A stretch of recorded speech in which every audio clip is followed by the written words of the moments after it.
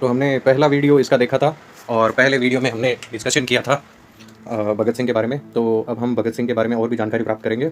वीर शिरोमणि भगत सिंह, ये इनकी तस्वीर है, बहुत ही फेमस पिक्चर। हम व्यक्तित्व, फांसी, जेल का दिन एक बार देखते हैं हम कहाँ तक पहुँच गए थे इसमें। ये हमने कर दिया था पार्ट, और यहाँ ये असेंबली में बम फेंकने वाला भी हमने कर लिया था। यहाँ से चल रहे हैं हम। जेल में भगत सिंह करीब 2 साल रहे। इस दौरान वे लेख लिखकर अपने क्रांतिकारी विचार व्यक्त करते थे। जेल में रहते हुए भी उनका अध्ययन लगातार जारी रहा।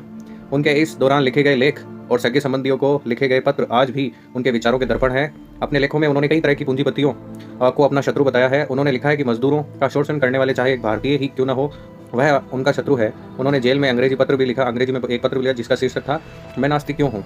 जेल में भगत सिंह व उनके साथियों ने 64 दिनों तक भूख हड़ताल की। उनके एक साथी यतीन्द्र नाथ दास ने तो भूख हड़ताल में ही अपने प्राण त्याग दिए थे। अब उनकी फांसी के बारे में देख लेते हैं। ये उनका बहुत ही महत्वपूर्ण दस्तावेज, यानी कि उनका डेथ वारंट था। और भगत सिंह का डेथ वारंट यहाँ लिखा, भगत सिंह का मृत्यु प्रमाण पत्र। इसमें साफ साफ लिखा भगत सिंह, और इनको जेल में दी जा रही है डेथ, यानी इनकी फांसी।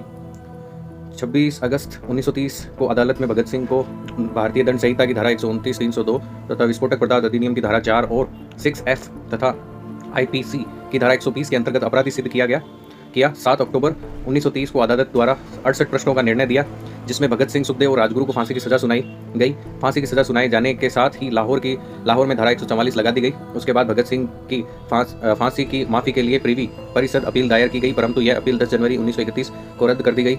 इसके बाद तत्कालिक कांग्रेस अध्यक्ष पंडित मदन मोहन मालवीय ने वायसराय के सामने सजा माफी के लिए 14 जनवरी 1931 को अपील दायर की कि वह अपने विशेषाधिकार प्रयोग करते हुए मानवता के आधार पर फांसी की सजा माफ कर दे। भगत सिंह की फांसी की सजा माफ करवाने हेतु महात्मा गांधी ने 17 फरवरी 1931 को वायसराय से बात की। फिर 18 फरवरी 1931 को आम जनता की ओर से भी वायसराय के सामने विभिन्न तर्कों के साथ सजा माफी के लिए अपील दायर की गई।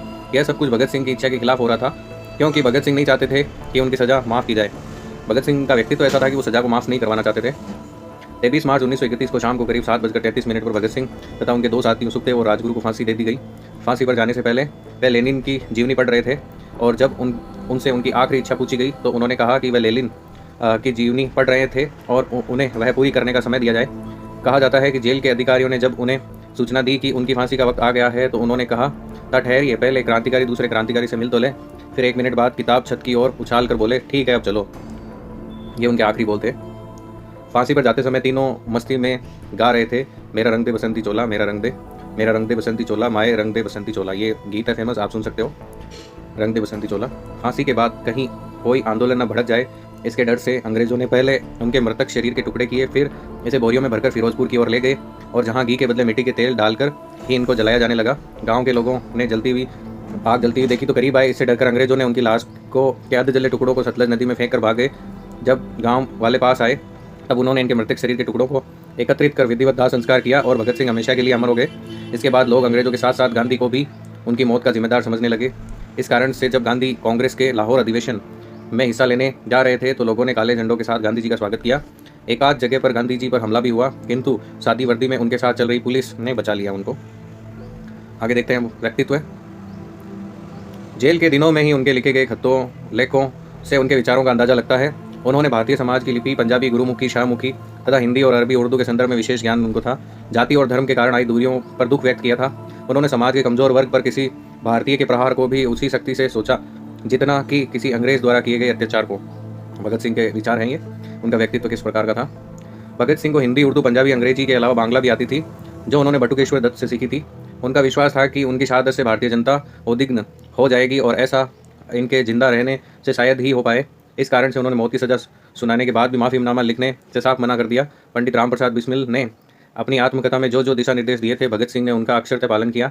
उन्होंने अंग्रेज सरकार को एक पत्र भी लिखा जिसमें कहा गया था कि उन्हें अंग्रेजी सरकार के खिलाफ भारतीयों के युद्ध के प्रतीक एवं युद्धबंदी समझा जाए और फांसी देने के बजाय गोली से उड़ा दिया जाए। फांसी से पहले 3 मार्च को अपने भाई कुलतार को भेजे गए पत्र में भगत सिंह ने लिखा,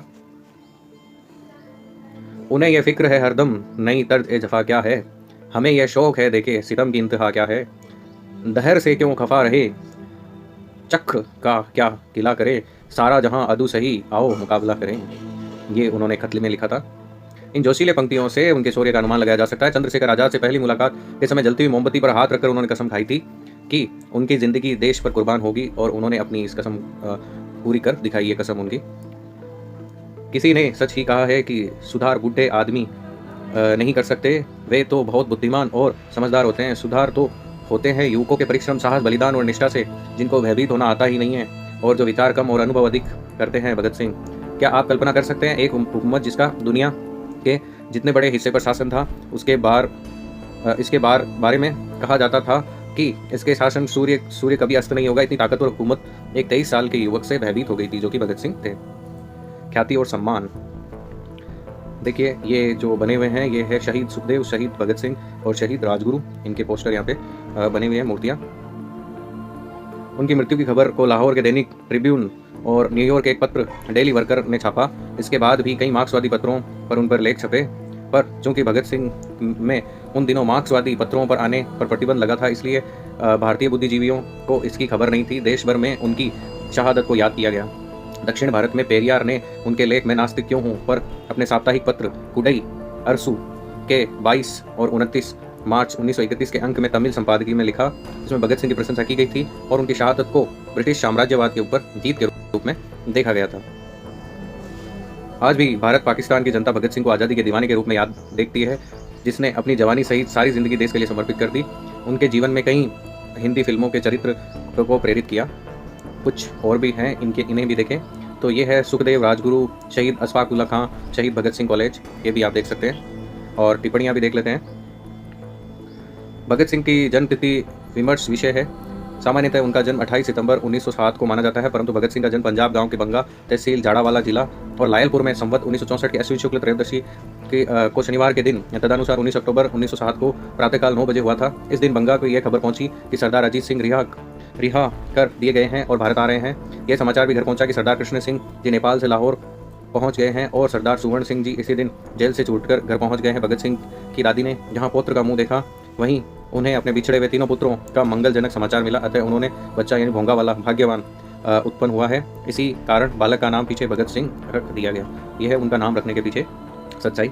भगत सिंह को 23 मार्च 1931 को शहीद होने के तुरंत बाद उन पर केंद्रित अभ्युदय पत्रिका के लिए विशेष रूप से लिखे गए फरिश्ता भगत सिंह नाम के परिचय यही जन्मतिथि स्वीकार की गई।